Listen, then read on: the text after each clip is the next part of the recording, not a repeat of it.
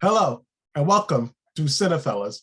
That's right, CinePhellas, the only place where Johnny Depp couldn't fart loudly because Amber heard. Whoa! Well, we're classy here at CinePhellas.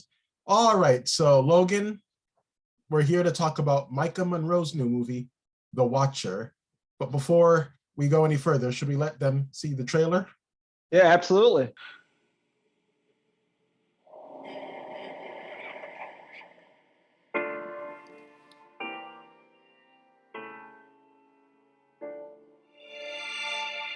All right, so when it comes to Maika Monroe, it always seems like someone is watching her or following her. I mean, she had Dan Stevens kind of like following her in The Guest. She had it in It Follows. I even think in Independence Day 2, Josh Brolin was following her around in Labor Day. So she might want to stay low key for a little bit. But, you know, obviously you and I were big fans of Maika Monroe ever since, at least for me, The Guest. How did you find out about her? It Follows. It was actually Molly and I's first date. We went to the movies to see It Follows, fell in love with the movie and her. That's how it all started. And like you said, we're both huge fans of hers. Love The Guest. Saw Independence Day, was pretty good. But, it's really great seeing her in this genre being horror. I think she really shines and she's kind of underrated. I would think so, yeah. So I think I would put her in the category of like a modern day scream queen. All right, but yeah, she's made a career. I think her most popular movie is It Follows, obviously. But now we have The Watcher, and It Follows. She's an actress in the movie, right? Yeah, she's an actress. They lived in New York and they basically moved to Romania because her husband gets a promotion or job and he's got work long hours. So they moved to Romania into this apartment building and they noticed this person across the way from their building staring at them and staring at her. And really sets up the rest of the movie. Just for starters, I don't know how you feel about this, but in my opinion, this is not a horror movie. Yeah, it's more like a thriller, psychological thriller, more than it is horror. But yeah, I'd agree. You could even argue slasher at one point. Like I don't know how you feel about that. Yeah, especially towards the end. Yeah, definitely. And one thing I think is obvious with the movie is it's like we're saying, it's a horror movie, but the horror doesn't come from like a lot of blood or guts or killing or anything like that. It's actually the tension that the movie creates, like when they're in alleyways.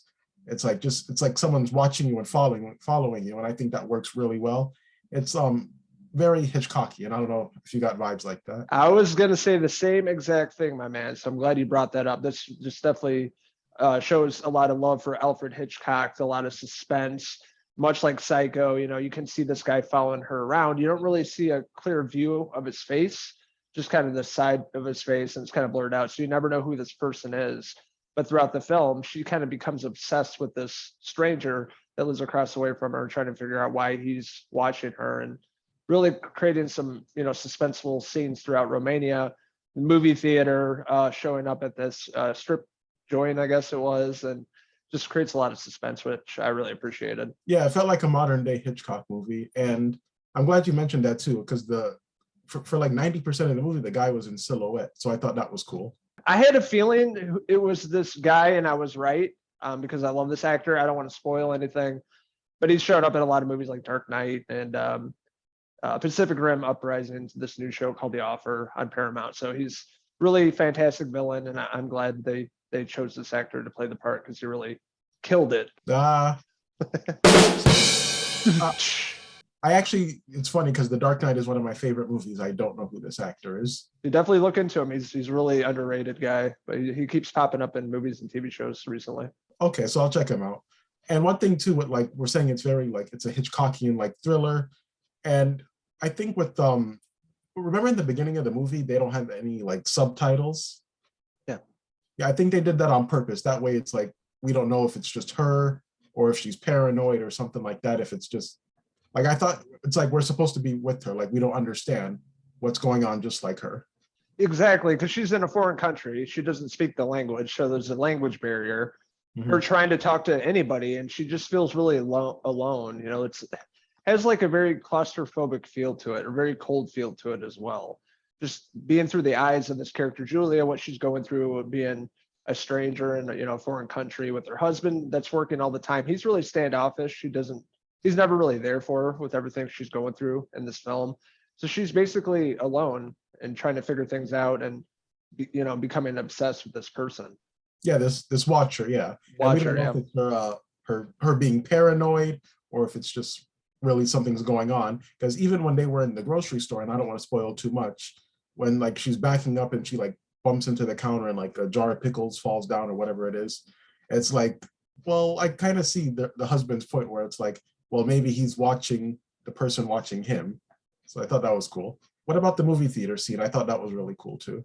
Yeah, I really appreciated that. It was really creepy because you couldn't see who this person was. You just noticed the jacket's the same and this, the side of his face. But going up behind Julia, she's watching this film with I think Audrey Hepburn, an old school movie, and you can hear the chair creaking as he's getting closer to her, like behind her head. She like flips out and walks away, and he just sits there and doesn't move. So it's like it felt like Michael Myers at times. It did. Creeping on her. Actually, next time you go to AMC in Lake in the Hills, that's going to be me behind you. I'm cool with that. I'm like, hey.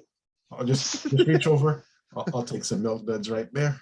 I'm like, that may be hard because most of the time we sit in the back row. You just like climb on the wall. Like Spider-Man. Yeah. And just going back, because you mentioned the killer, and just going back to Hitchcock, he reminded me of Norman Bates. I don't know if you got vibes like that. Yes, that's why I thought Hitchcock for sure, and a few other films, but definitely he had some of those vibes going on. Yeah, like the plaid button-up shirt and just the clean look. Clean, normal, middle-aged guy, but that's why it's hard to figure out like what he's up to. One thing too with Watcher is it's a first-time director. I don't know if you knew that. I didn't. Yeah, it's a female director, Chloe Okono or Okono. I'm sorry if I mispronounced it. She directed a short film for VHS 1994. Really? Remember that movie? I think it was Rat Man was in the sewer. Yeah. Yeah, she directed that segment. Oh, okay, cool. I'm like, that's first time director, like a major picture. Like after seeing this, and that she directed the hell out of this movie. I mean, it's visually stunning. So looking forward to future work. Yeah, and we both saw this in the theater, and I just love how it said Shudder on the big screen. That's something I thought I would never see. Yeah, same here. I'm like, can't believe it's a Shudder film. So I actually looked to see if it was streaming yet on the streaming platform. It's not up yet. So it's only playing in theaters, but it's gonna be hitting the streaming service soon. And hopefully, with our review, more people will check it out. Absolutely, yeah. And one thing too with the movie is I don't know about you, but it's like a gorgeous looking movie. Like the cinematography is amazing. Top notch. I loved it. Yeah. Like even like simple stuff like her just looking out the window and when she waves for the first time and the guy seems to wave back. It's just, I just love the shots and like how it's raining on the window and the lighting. I found who the cinematographer was. I wish I could find it. I don't feel like getting my phone out and looking. He's really good with what he does. I saw some other stuff on Instagram like that he's done and his work is like really top notch. It reminds me of Maniac with Elijah Wood. It does. It definitely has that vibe to it for sure, with nods, to other horror films in the past 50 years, but definitely had like a Roman Polanski feel to it as well. And Alfred Hitchcock, just the way it was filmed and just building suspense. I love that one shot towards the end with the stairs and you can see her and it's kind of like pans out. Like it's a whole wide shot of her. I thought it was really cool. There's like a scene like on a bridge and her just walking around, Romania, just like very dark and rainy place to be. And it really created a beautiful atmosphere for a movie like this. Yeah. And one thing, you mentioned this more than I do, is soundtracks and movies. This doesn't really have a soundtrack. It's a really quiet movie. It is, and there's not a lot of dialogue either. So it's kind of a quiet movie. It's like a slow burn, it's building up this really wild story with a really crazy twist at the end. Yeah, it's a slow Hitchcockian thriller from IFC and Shudder. I feel like I just described the ultimate hipster movie right there. The ultimate independent film right there. IFC, you got Shudder.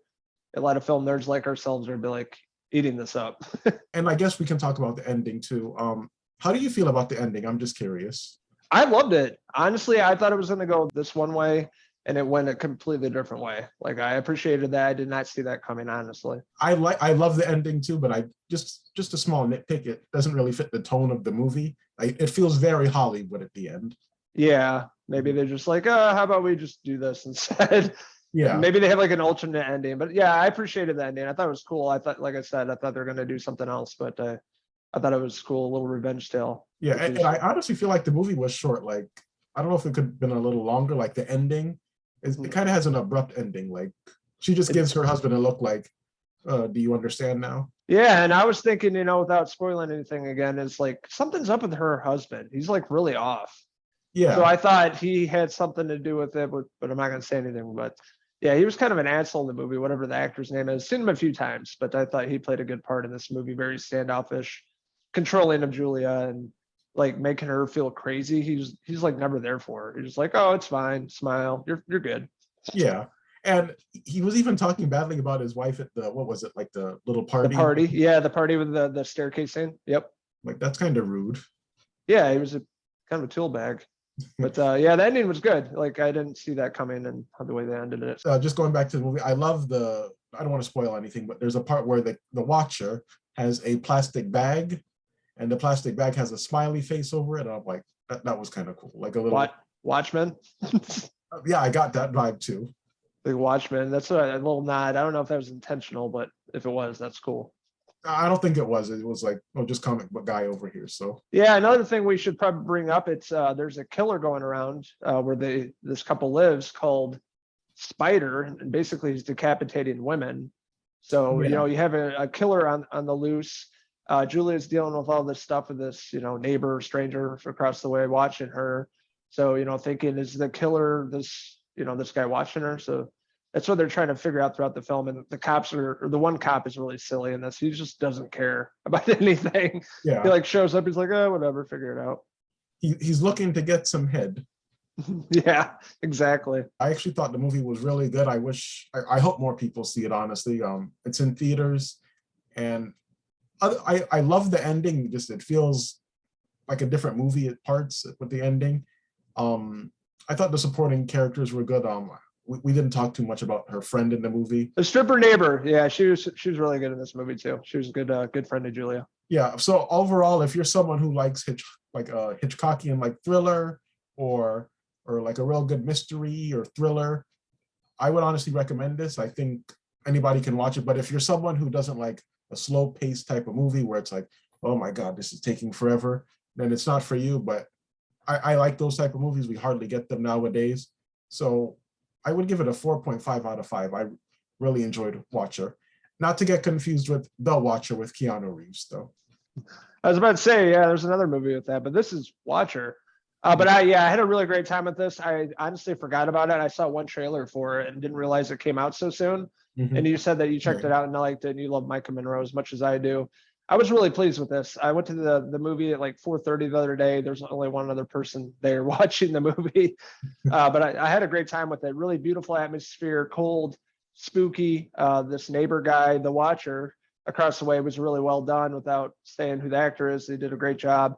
Maika Monroe, once again, knocking out this performance. Really great, really vulnerable in this movie, and her arc was really great in the way it ends. I love the supporting cast as well. The directing was really top notch. Cinematography.